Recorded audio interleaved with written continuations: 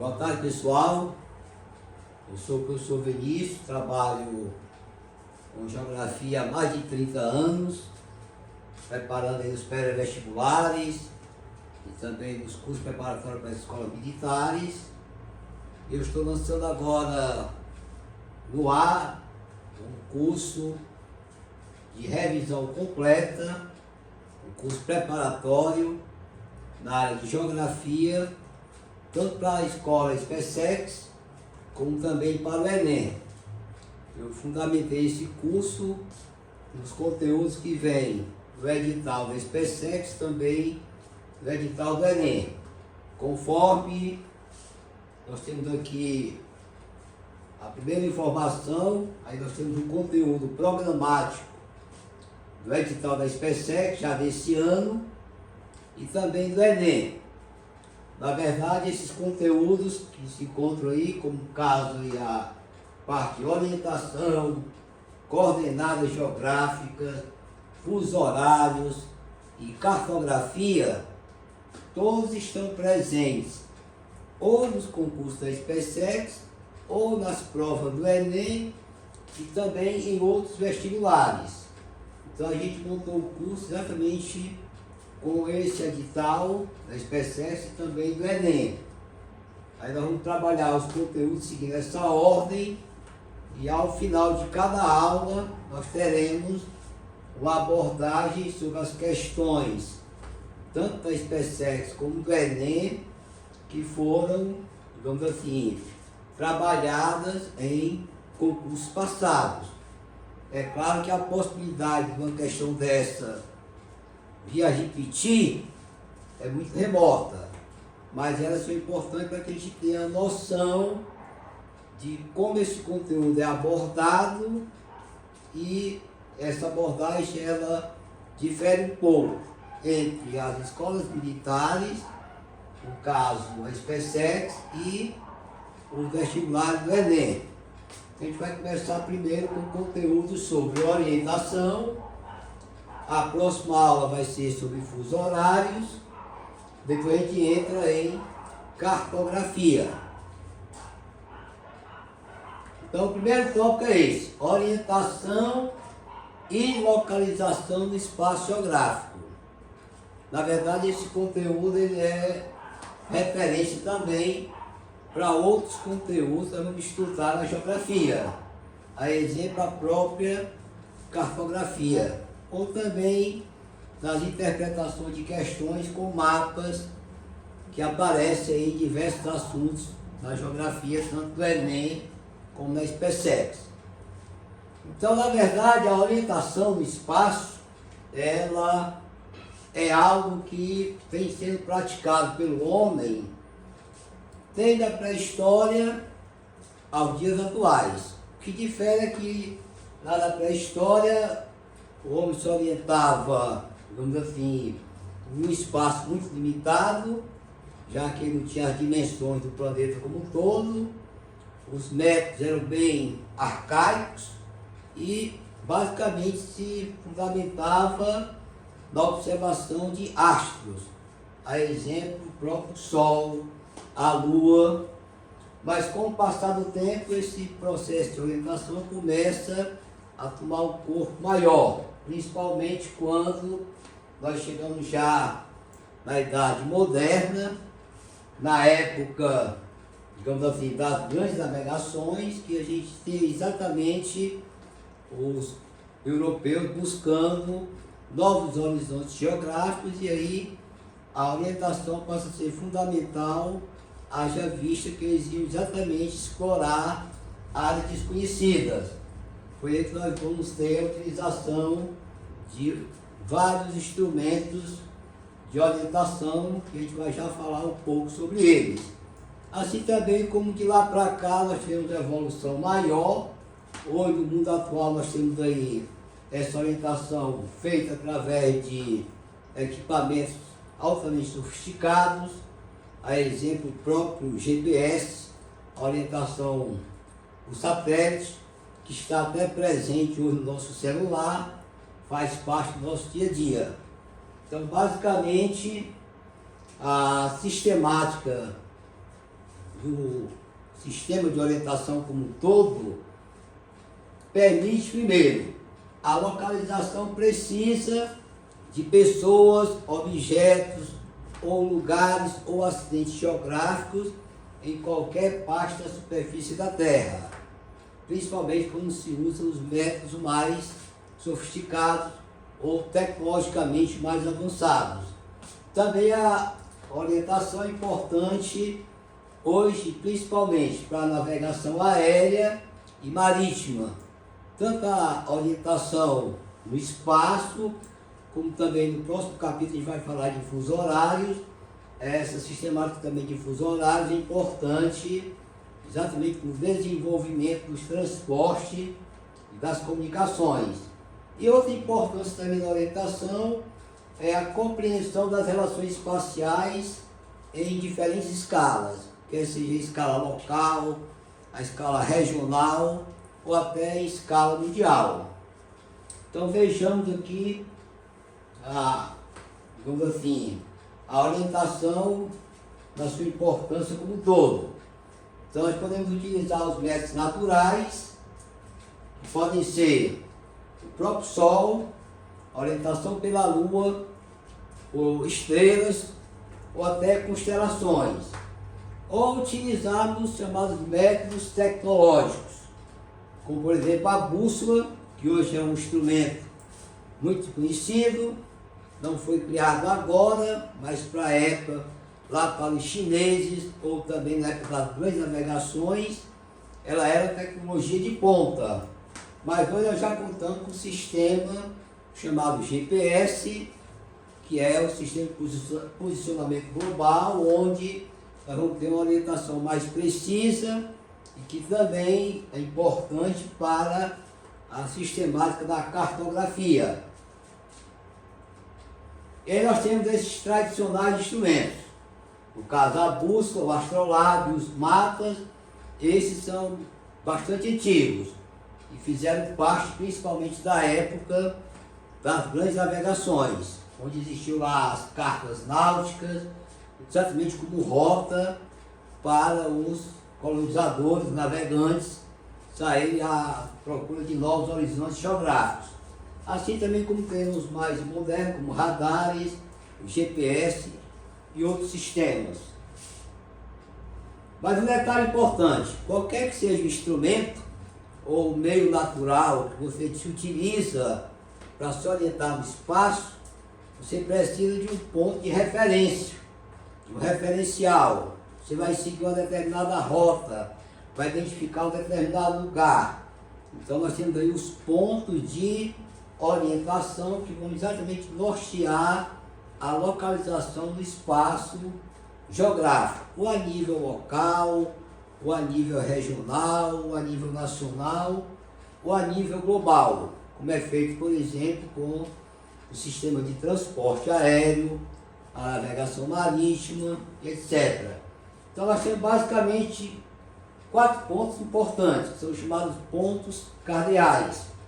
Aí você tem o norte, que é também chamado de setentrional, o sul, meridional ou austral, o leste, que é o oriente ou nascente, e o oeste, que é o ocidente ou poente. Então, a partir desses 4 pontos, nós podemos ter também, além desses pontos cardeais, nós temos os pontos que estão nesse intermediário aqui, entre os pontos cardeais, nós chamamos de pontos colaterais, como exemplo, entre o norte e o leste e o nordeste, entre o sul e o leste e o sudeste, entre o sul e o oeste e o sudoeste, entre o norte e o oeste e o noroeste. Aí nós temos os chamados pontos secundários, são os pontos colaterais. E ao lado de cada ponto desse, colateral e subcolateral, nós vamos encontrar aí os subcolaterais. Então são 3 categorias: os pontos cardeais, os colaterais e os subcolaterais. Como nós vemos aí, exatamente são 8 pontos subcolaterais. Aqui nós temos o norte, nordeste, o norte, noroeste, o leste, nordeste, oeste, noroeste, o leste, sudeste, o sul, sudeste, o oeste, sudoeste e o sul, sudoeste.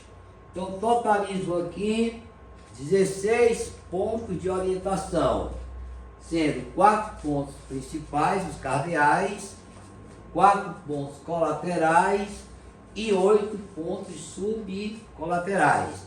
Que no concurso do vestibular do Enem ou da SpaceX, você pode ser cobrado com qualquer um desses pontos de referência.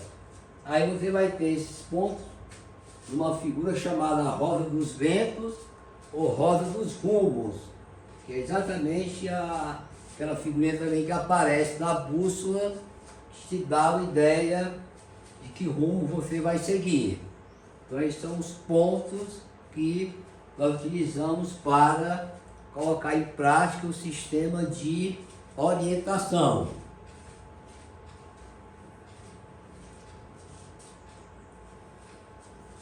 Também nós podemos utilizar esse sistema através das orientações, nós podemos assim, praticar usando as coordenadas geográficas, que trabalham basicamente com os 4 pontos cardeais. Aí as coordenadas podem ser a latitude, a gente vai já detalhar que essa distância do Equador a qualquer ponto da superfície do planeta, ou no hemisfério sul, ou no hemisfério norte. E a longitude, que é a distância de um ponto qualquer em relação a Greenwich, ou para o hemisfério leste, ou para o hemisfério oeste. Então a latitude e a longitude são duas importantes coordenadas que trabalham basicamente com os 4 pontos cardeais. A latitude com norte e sul, a longitude leste e oeste. Temos também outra coordenada que a gente vai trabalhar quando a gente for falar sobre cartografia, que é exatamente a altitude, que você representa exatamente nos mapas através de uma curva de nível. Quando a gente for trabalhar com cartografia, eu vou detalhar essa representação aqui do relevo, das altitudes, exatamente no mapa, fazendo uma ponderação importante sobre a altitude, que é a terceira coordenada depois da latitude e da longitude.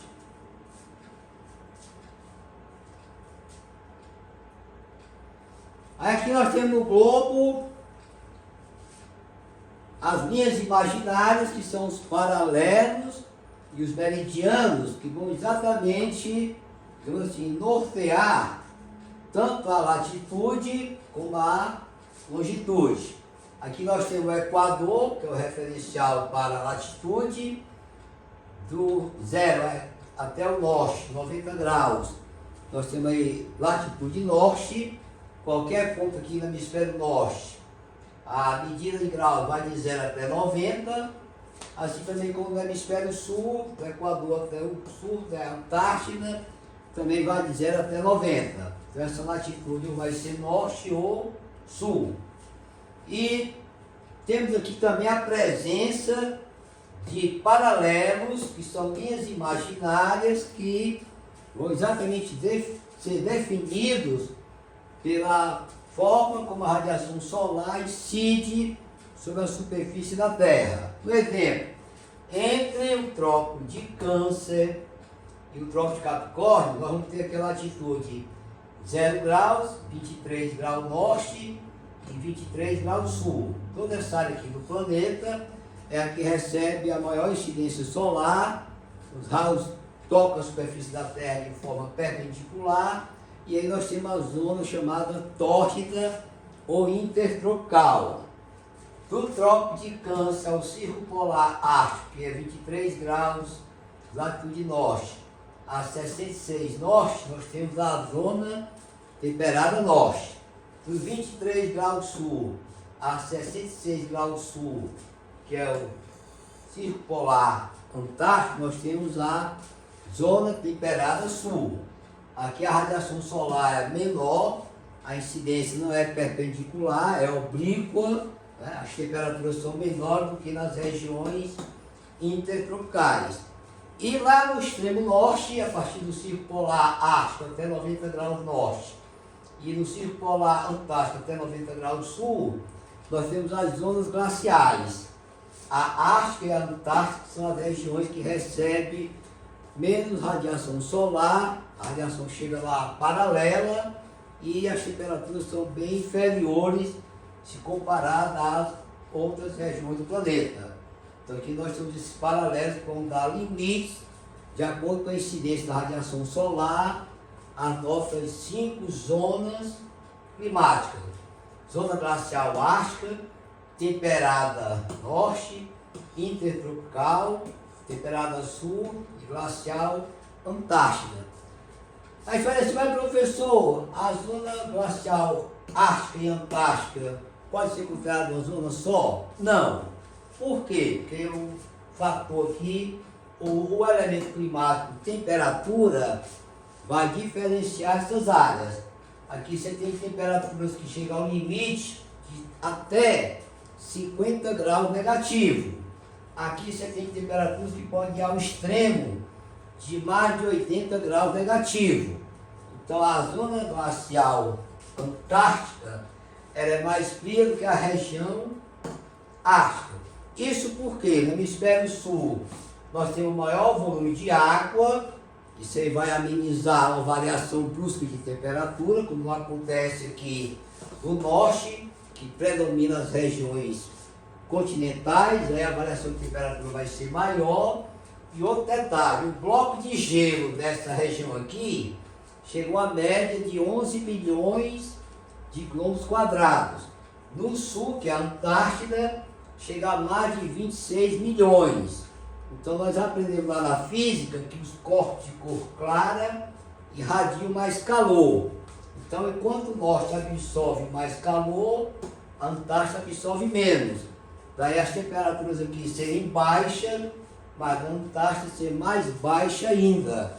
Então essas duas zonas climáticas, mesmo sendo denominadas de zonas glaciais, as características quanto à temperatura e a precipitação, que é a queda de neve, são distintas. Assim como também na própria região temperada norte e a temperada sul, que nós temos aqui as massas continentais interferindo no comportamento do clima, e aqui nós temos as massas oceânicas. Então são realmente 5 zonas climáticas distintas. E aqui nós temos os meridianos. O de Greenwich, que divide a Terra em hemisfério oriental e ocidental, ele é o referencial para a latitude e também para o sistema de fuso horário que nós vamos estudar brevemente. Então aí nós temos os paralelos e meridianos, que são chamados de linhas imaginárias. Aí aqui nós temos um exemplo. Aqui você tem o planisfério, de 0 até 90 para norte, de 0 até 90 para sul, de 0 até 180 para leste, de 0 até 180 para oeste. Aqui nós temos, por exemplo, o ponto P, sobre a linha de Greenwich. Aí a longitude aqui vai ser 0, mas a latitude vai ser 30 graus sul, está abaixo do Equador. Já o ponto W está sobre a linha do Equador, a latitude é 0, mas a longitude aqui é o quê? 90 graus oeste. Assim como o H, você está aqui a 45 graus sul, de latitude, e de longitude 150 graus leste. E aqui o ponto D, a latitude 60 graus norte e a longitude 180 oeste. É claro que lá na prova da SpaceX ou do Enem, dificilmente eles vão colocar um planisfério completo, já identificando para o aluno a posição precisa do Equador e do meridiano de Greenwich. Nós vamos já ver uma questão sobre coordenadas que não aparece nem o Equador, nem Greenwich. Você vai ter que deduzir a localização deles para saber se é hemisfério norte ou sul, a latitude, ou se a longitude é leste ou oeste. A gente vai ver isso aí nos exercícios. Agora, ainda falando de coordenadas, de pontos de latitude e longitude, nós temos também que falar sobre os antípodas, que na verdade são os pontos que estão na superfície terrestre diametralmente opostos. O exemplo você vê isso aí no sistema de fuso horários. A gente fala, no Brasil são 4 horas da manhã, no Japão já são 16 horas à tarde. Então nós temos uma diferença em graus entre o Brasil e o Japão, considerando o horário de Brasília, o horário padrão do Japão, nós temos uma diferença de 180 graus, que corresponde a total de 12 horas. Então é como se dissesse assim, o Brasil em relação ao Japão são pontos antípodas. Né? Tanto é que nós temos no Brasil no hemisfério sul, Japão no hemisfério norte. Nós estamos no lado oeste, o Japão está do lado leste. Então, os antípodos são exatamente isso aí. São pontos diametralmente opostos. Aqui um exemplo. Aqui você tem o ponto P, está a 30 graus de latitude sul, e aqui a longitude 30 graus leste. O antípodo desse ponto tem que estar a 180 graus de longitude, a diferença aqui, e a latitude tem que corresponder o mesmo valor, só que em hemisférios distintos. Então, por exemplo, se eu tenho aqui 30 graus sul e 30 graus oeste, aí lá no caso do W, a latitude vai ser o mesmo valor, que é 30 graus norte, mas da posição do ponto P para o ponto W, você tem que ter aqui 180 graus no total. Então, se aqui são 30 graus leste, aqui vai ser 150 oeste. É mais ou menos assim que a gente faz o cálculo. Vamos ver um exemplo. Olha, ó. Para calcular o ponto antípoda, inverta a latitude, ou seja, você está trocando do norte para o sul ou do sul para o norte. E quando for calcular o antípoda da longitude, você tem que subtrair o valor que foi dado no total de 180. Aqui um exemplo. Então eu tenho aqui, ó, ponto antípoda. Então o meu ponto P tem latitude 30 graus sul e a longitude 30 graus leste, que é o que a gente mostrou no mapa. Aí a latitude, eu vou só trocar de hemisfério. Se é 30 graus sul, se o ponto antípoda, o oposto, será 30 graus norte. Agora, para a longitude, eu vou ter que fazer o quê? Subtrair esse valor do total de 180, por quê? Porque são pontos diametralmente opostos. De um para o outro, você tem que ter uma diferença de 180 graus. Então, você vai ter aqui 30 graus leste, e o antípodo vai ser o quê? 180 menos 30, vai dar 150. Se aqui eu estou no leste, o oposto é o oeste. Então eles podem colocar lá na questão um mapa com as linhas imaginárias e pedir para você identificar o antípodo do ponto tal. E não necessariamente ele vai te dar a localização do Equador e de Greenwich. Você vai deduzir a partir dos valores da latitude e das longitudes que estão lá no mapa.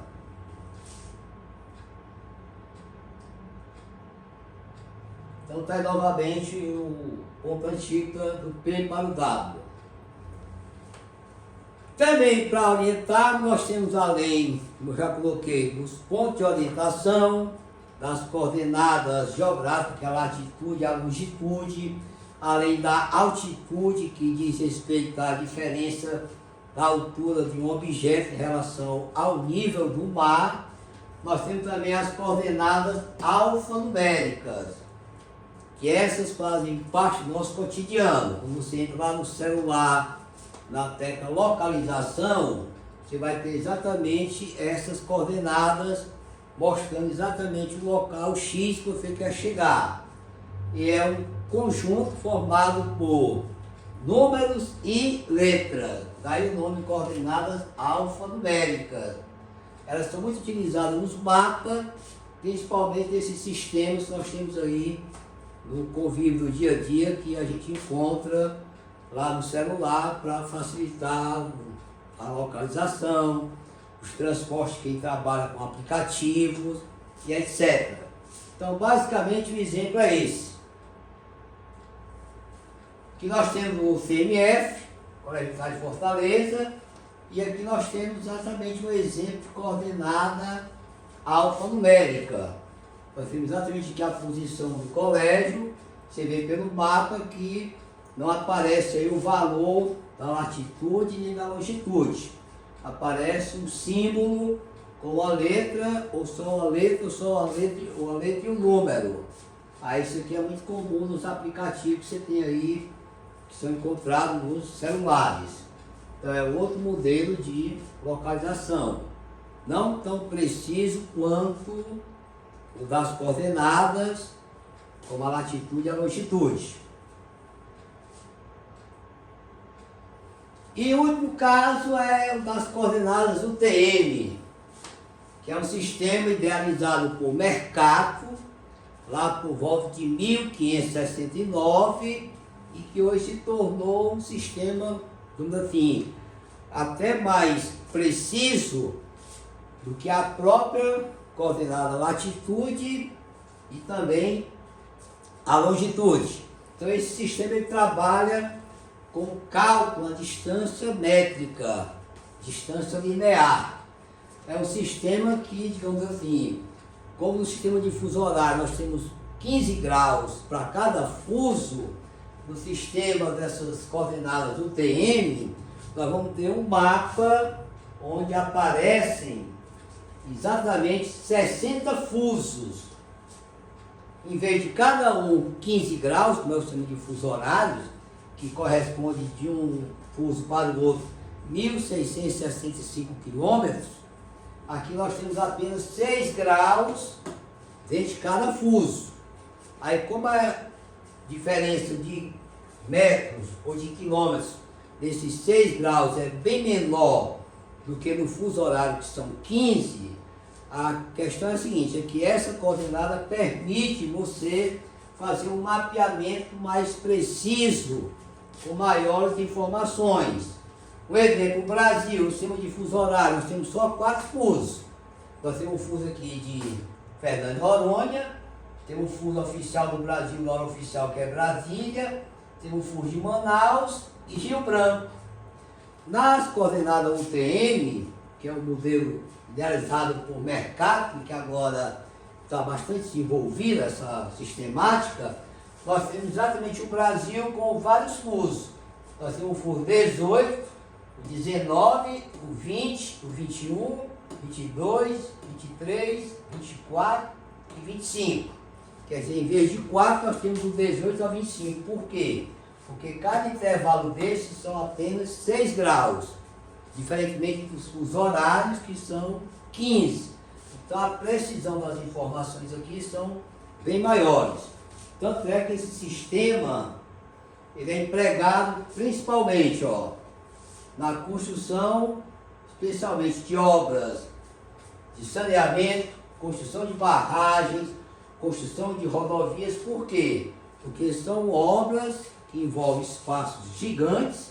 Quando você fala em saneamento, você não vai sanear uma rua, você vai sanear uma cidade. Quando se fala em construção de barragens, ou para hidrelétrica, ou para construção de açudes, a área também não é pequena, nem tampouco a rodovia tem 10 ou 20 metros de comprimento, são centenas de quilômetros. Então esse sistema permite exatamente uma segurança maior por conta de serem coordenadas métricas. Então você vai ter aí a cartografia avançando exatamente com esse sistema, que serve também para estudos sobre meio ambiente e também planejamento urbano, que são coisas que estão também dentro da nossa geografia. A gente fala muito de questão de urbanização, planejamento urbano, estudos ambientais, mapeamento de área para manter como a área de preservação ambiental. Então, esse sistema de coordenadas, eles têm uma precisão maior do que o próprio sistema de latitude e longitude. Bem, ainda falando um pouco da parte de orientação, como nós vimos os nossos paralelos, são linhas imaginárias, e como eu já falei também, pela própria distribuição da radiação solar, esses paralelos vão delimitar o que nós chamamos de zonas climáticas do planeta. Mas essa delimitação se faz por quê? Primeiro, aqui nós temos o Sol incidindo a sua radiação sobre o planeta. Nós sabemos que a Terra, bem aqui você tem o Equador, aqui você tem o eixo imaginário, que tem uma inclinação de aproximadamente 23 graus e 27 minutos. Devido a essa inclinação em relação à sua elipse, que é tem o seu trajeto em redor do Sol, e algum movimento de rotação também, essa radiação não chega na Terra na mesma proporção em todas as partes do planeta. Então você tem uma área aqui que recebe uma grande insolação, que é intertropical, aqui as regiões temperadas e aqui as glaciais, que são de menor incidência. É isso aí, juntamente com o nosso movimento de translação, que vai gerar exatamente essas zonas climáticas. Se o planeta não tivesse esse eixo inclinado, nós não teríamos 4 zonas climáticas.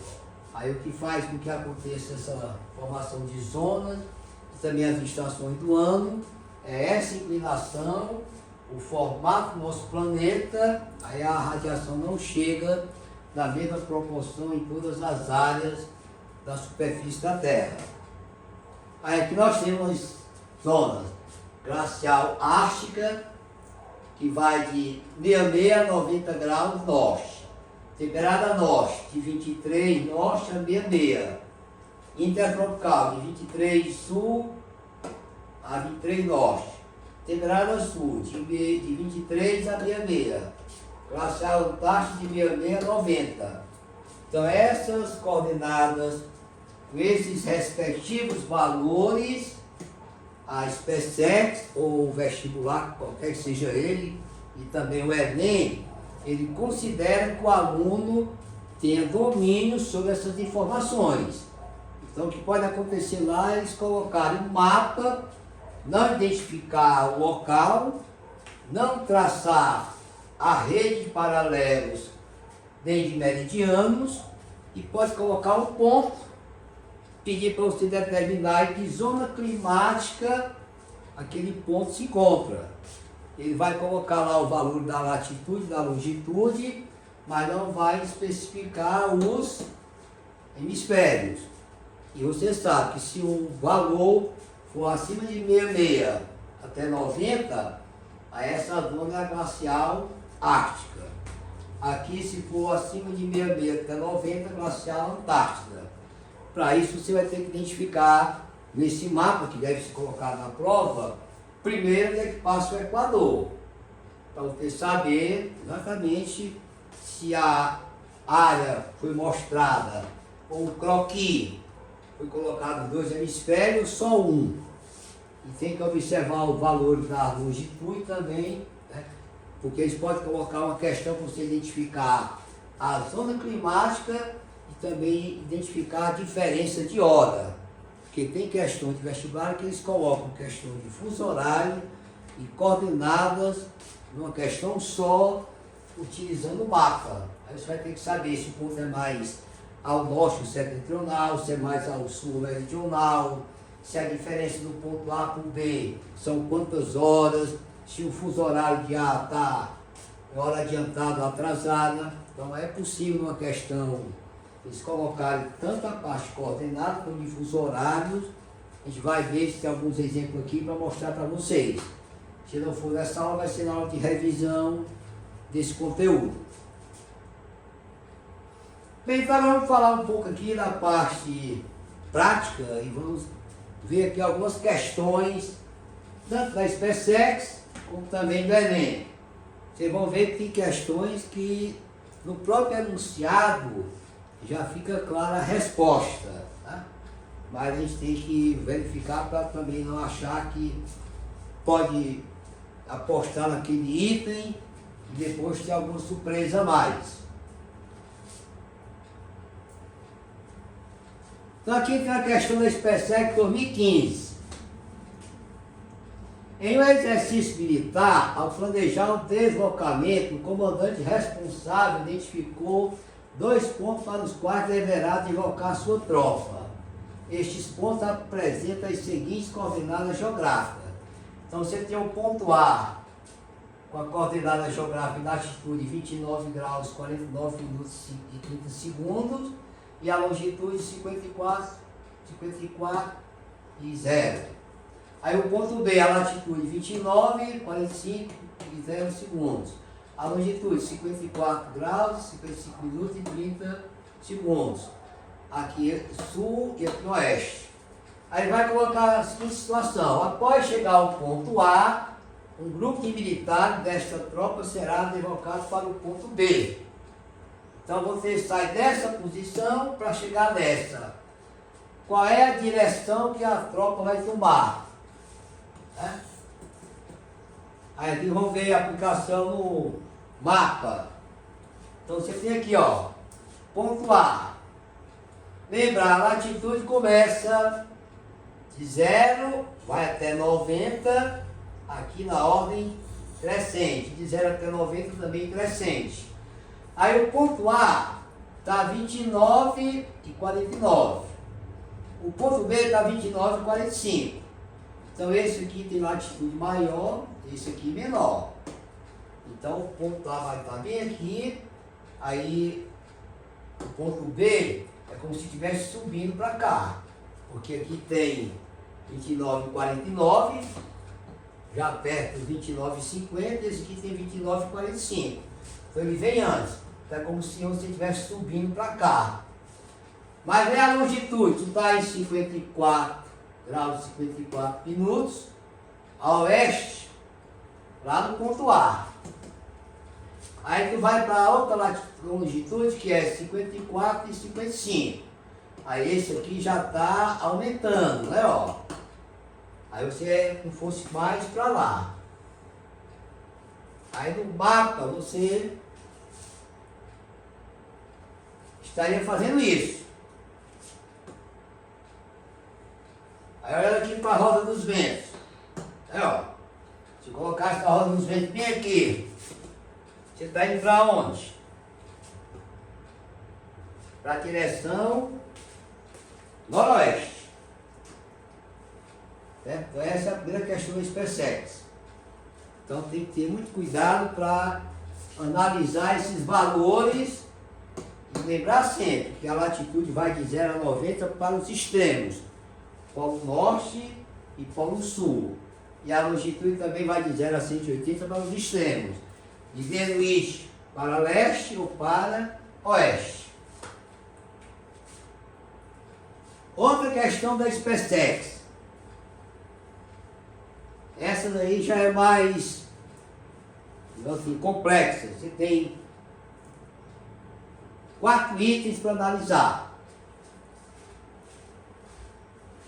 Você tem que ver o que José está falando, a Maria, a Ana e o Bruno, para saber o que estão colocando como correto.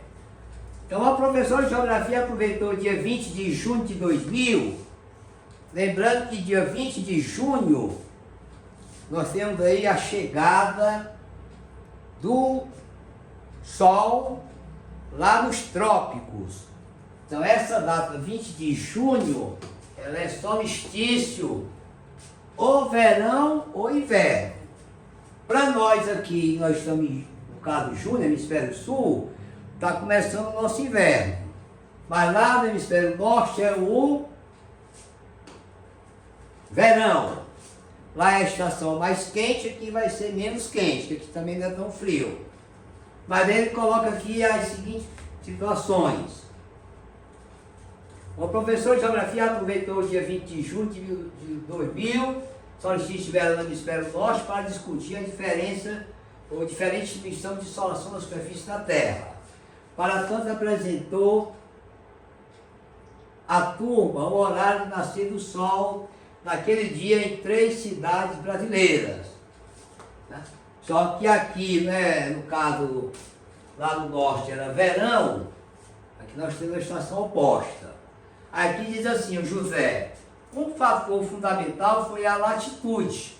Nessa data, no hemisfério sul, mantida a mesma longitude, o Sol tende a nascer mais cedo nas regiões de menor latitude. Ok. Daí o porquê da gente saber que a latitude nas regiões intertropicais, o Sol sempre aparece todo dia. E o que não acontece nas regiões polares, você tem a grande noite polar, que são 6 meses, e o grande dia polar, que são mais 6. Então, o José aqui falou correto. Maria, para mim o que é determinante é a estação do ano. Ok. Solstícios e equinócios são as 4 estações do ano. Solstício de verão, solstício de inverno, equinócio de primavera, equinócio de outono. Então, para mim, o que é determinante é a estação do ano. Se estivesse no mês de dezembro, por exemplo, esse horário seria o outro. É claro, porque em dezembro para nós não seria mais o inverno, seria o verão. Ah, não podemos esquecer a longitude. De forma geral, no Brasil, as cidades situadas mais a leste tendem a ver o Sol nascer primeiro. Aqui você já vê que ele entrou com fuso horários. A gente sabe que lá, a questão de fuso horário, o Brasil tem 4 fusos. Então, Fernando Noronha veio o dia nascer primeiro, depois o pessoal do segundo do fuso, que é o horário de Brasília, vê depois vem Manaus, depois vem Rio Branco. Então, o José, a Maria e a Ana, até agora falaram tudo correto. Agora o Bruno. Para mim, a altitude teve um papel fundamental. Não é à toa, das cidades citadas, Recife possui a menor altitude e Brasília maior. Não. A altitude ela não interfere nessa situação de estações do ano e definição de horário. O que pode acontecer é se você tem uma região, por exemplo, uma montanha, então está lá 16 horas, aí o sol está do lado de lá da montanha, do lado de cá vai ter uma sombra, mas o horário vai ser o mesmo, vai ser constante. Então a opção correta aí é a letra D, porque o Bruno não informou nada correto.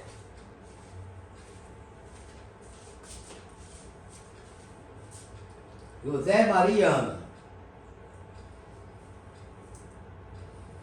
Agora vamos ver a questão 3, também específica, essa já é mais recente, 2020. O continente americano estende-se desde as tundras, lá no norte do Canadá, né, até chegar à Terra do Fogo, aqui no Cone Sul, na Argentina. Sua imensa variedade de paisagens comporta sociedades altamente diferenciadas. Sobre esse grande conjunto é correto afirmar que, vamos ver aqui o primeiro item, a costa ocidental apresenta extensos dobramentos modernos. Bem, a costa ocidental da América é exatamente descendo do Canadá, as montanhas rochosas que passam até os Estados Unidos, aí se abre lá no México a cordilheira Serra Madre Ocidental e Serra Madre Oriental, e desce pela América do Sul, que é a nossa cordilheira andina. Então essa área aqui também coincide com o círculo ou anel de fogo do Pacífico. Então essa opção está correta. A 2. A porção oriental, continental, tanto da América do Norte quanto da América do Sul, é marcada por estruturas geológicas antigas, perfeitamente. Lá na região norte você tem lá parte dos Apalaches, e chegando aqui no Brasil, você tem as nossas montanhas antigas, como Serra do Mar, da Mantiqueira, por exemplo. Então o item 2 está mais que correto. Terceiro item, a condição biooceânica. O que é a questão biooceânica? São as condições que nós temos de vida ou da biodiversidade dos oceanos. Como a América ela tem terra lá no extremo norte, na região ártica, desce pelas regiões temperadas e também tropicais, e chega até a temperada sul, mas não chega à região da Antártida, nós vamos observar que essas condições, essas zonas climáticas, vão permitir que no oceano a formação da vida vegetal e animal não seja a mesma. Vamos ter diferenças nessas áreas por conta dessa diferença latitudinal. Do extremo norte, lá na região ártica, até a Patagônia, que então esse item aqui 3 ele é falso. O único continente que possui terra em todas as zonas climáticas é a América. Não. Nenhum continente atravessa as 5 zonas climáticas. Embora a América atravesse 4, nós não temos área do continente americano da zona glacial Antártida. A Terra do Fogo ainda é na zona temperada sul. É a questão 3, item A. Questão 4. 1997. Está chegando o colégio militar. O âmbito de incidência dos raios solares sobre a superfície terrestre é um fator determinante da quantidade de energia solar absorvida pela Terra. Que é exatamente por conta das próximas a uma esfera, que a Terra é um geóide, ou da inclinação do seu eixo. O clima e a vida do planeta, assim no dia do solstício, do verão, no hemisfério sul, os raios solares estarão incidindo perpendicularmente à superfície. Então, quando é verão para nós, hemisfério sul, o Sol, segundo a expressão solstício, quer dizer passagem do Sol pelos trópicos. E no hemisfério sul nós temos o trópico de Capricórnio.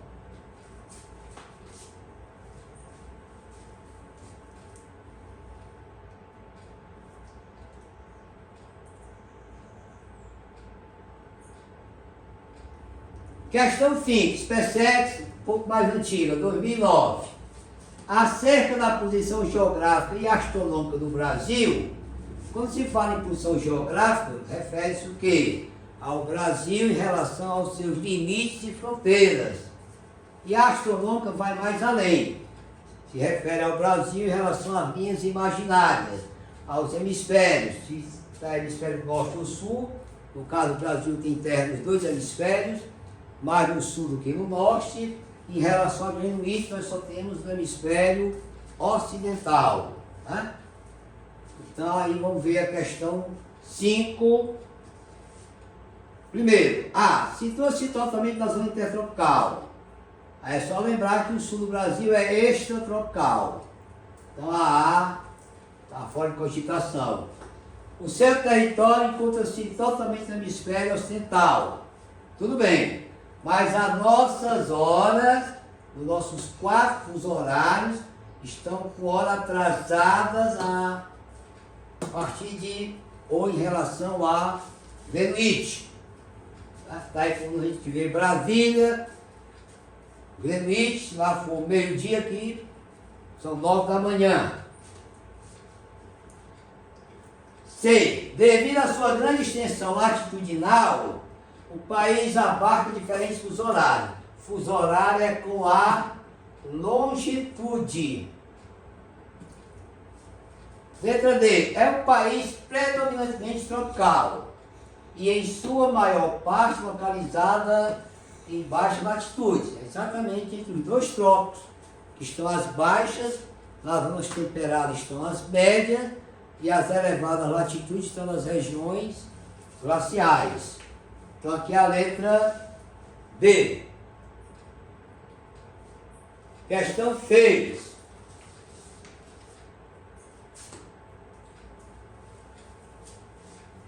Pronto, aqui é 2000, um pouquinho antiga, mas eu coloquei porque a gente falou sobre a identificação do mapa das coordenadas sem aparecer Equador e Greenwich.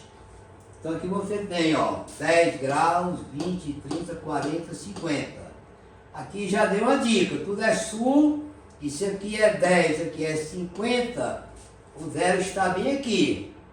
Porque você não pode estar um zero depois de 50 para voltar para 10. Então aqui é hemisfério sul. Aí aqui tem a longitude, leste, leste, leste, leste, leste. De 110, 120 até 160. Aqui também é leste. E é essa área aqui está fora, por exemplo, da nossa área, né? O Brasil tem terra nessa latitude, mas não tem nessa longitude. Nós temos na longitude ocidental. Com base no conhecimento de coordenadas geográficas, é possível concluir que a porção representada no mapa situa-se no hemisfério norte? Não. É uma região polar? Para ser polar tem que estar acima de 66 até 90, que está de 10 a 50. Possui áreas tropicais? Tropical vai de 0 a 23 para o norte, 0 a 23 para o sul. Aqui 10 e 20. Essa é a opção correta. Cortada por Greenwich? Não, Greenwich é 0. Hã? É banhado pelo Oceano Atlântico? O Oceano Atlântico não está nessas coordenadas. Isso aqui é o território da Oceania. Uma parte da Oceania. Está lá do Pacífico para o Índico. Então, na verdade, esse PSEX ela tem umas provas bem capciosas. Não espere prova sim, porque vem uma ou duas questões para lhe animar. Mas se você não estiver preparado, a animação vai ser passageira. Tem que estudar mesmo, até porque a concorrência na SpaceX, em média, vai passar dos 50 candidatos com a vaga. E se tem cota, quem está naquele volume geral, a concorrência é maior.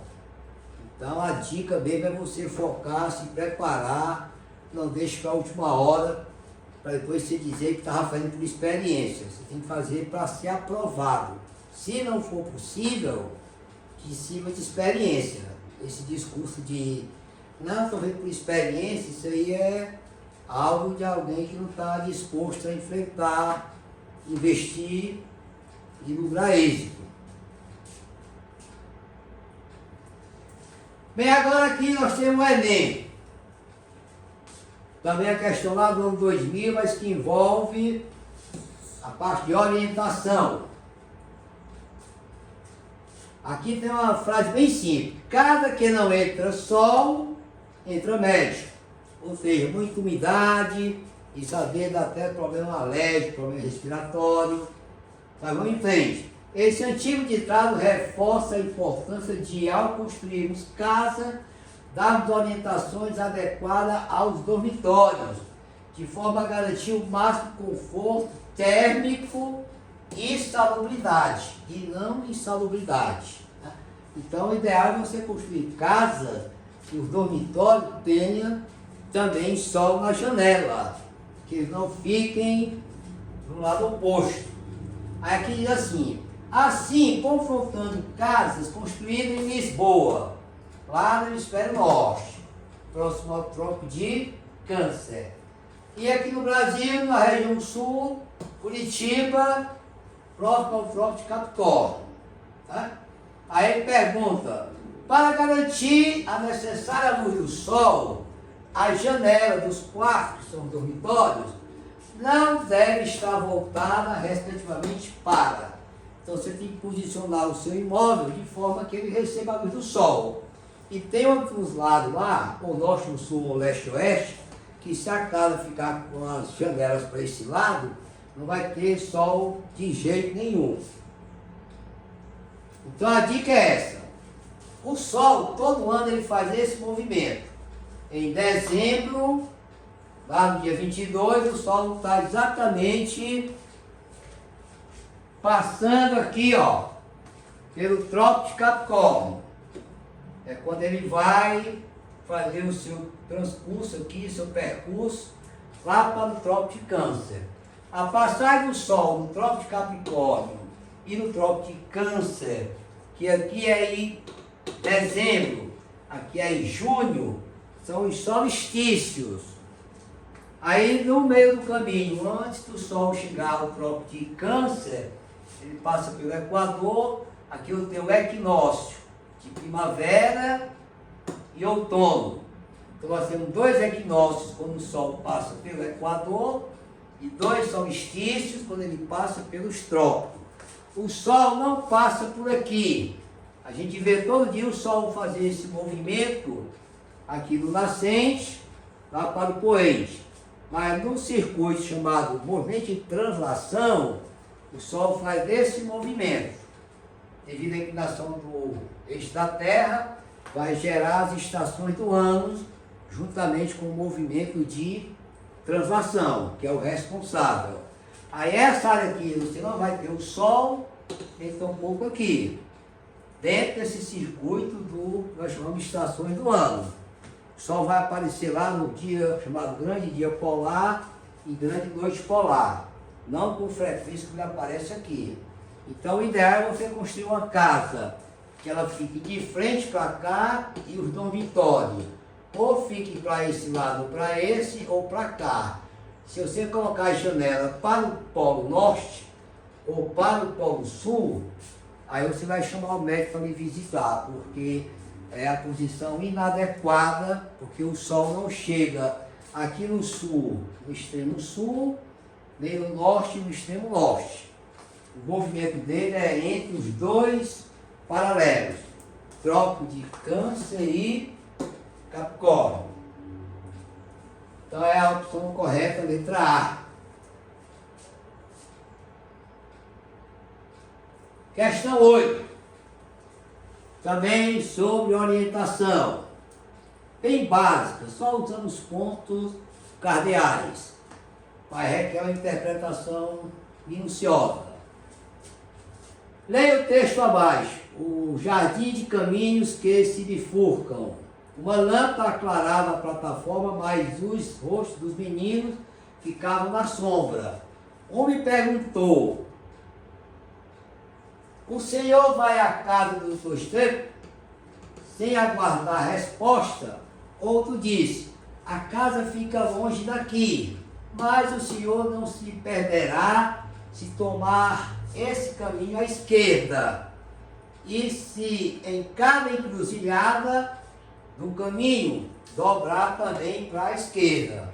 Então tem que ser esquerda, esquerda, esquerda, esquerda volver. Né? Então aqui tem, quanto à cena descrita acima, considere que o Sol nasce à direita dos meninos. O senhor seguiu os conselhos dos meninos, tendo encontrado duas encruzilhadas. Então ele seguiu X, depois dobrou duas vezes. Conclui que o senhor caminhou, respectivamente, por sentido. Então aqui ele diz, ó.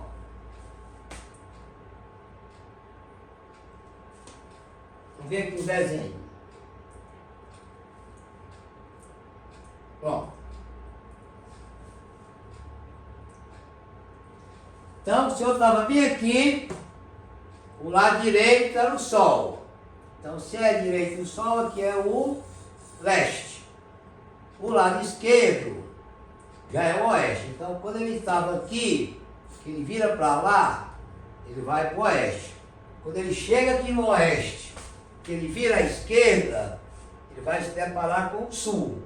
Quando ele chega no sul, que ele vira à esquerda, ele vai se deparar com o leste.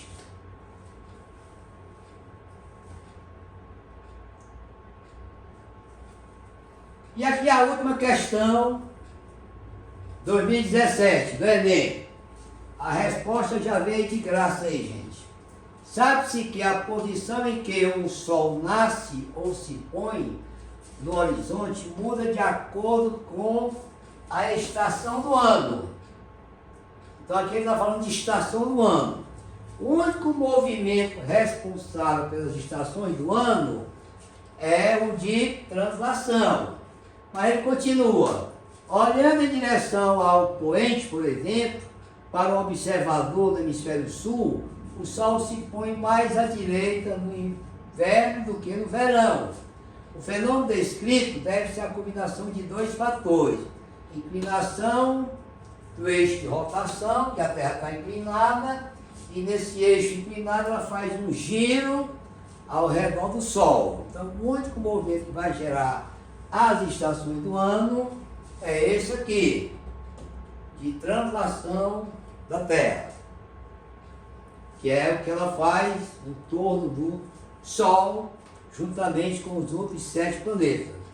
Então, gente, me aguardem na próxima aula. A gente vai trabalhar com a parte de fusos horários, vamos usar um pouco do conhecimento dessa aula, depois a gente avança para a parte de cartografia. Então, muito obrigado e até logo, até a próxima aula.